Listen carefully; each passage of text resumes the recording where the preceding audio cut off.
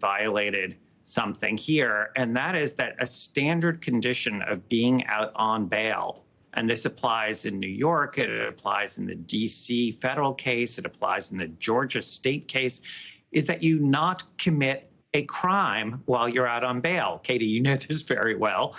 It is, in fact, I remember in the DC case being on air when the magistrate judge warned Donald Trump that the most important condition for him was that he not commit a crime. Well, you know what? Threatening the president of the United States is a crime.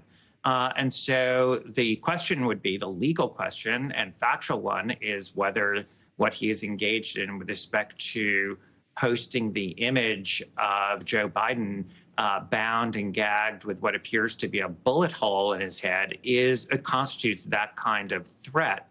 And the same thing could be true under New York law with respect to any conduct with respect to judges, family members, personnel. That it's sort of an independent ground.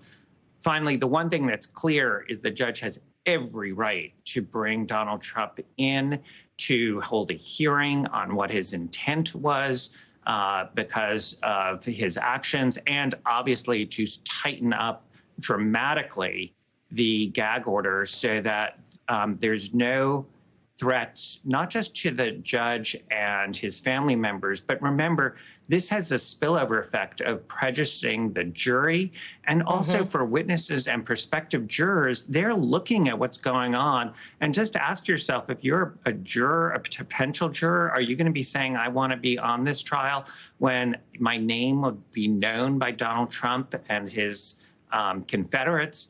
If you're a witness, are you going to feel threatened and intimidated by having to take the stand and telling the truth? All of this is a reason that I am confident Judge Merchan is thinking about this, not just in terms of himself and his family, but about protecting the rule of law. Exactly the clip that you played with respect to Judge Walton is what's going to be animating judges and prosecutors to take steps to make sure that our system of law is safe with respect to the former president of the United States, who is attacking the very foundation of the rule of law.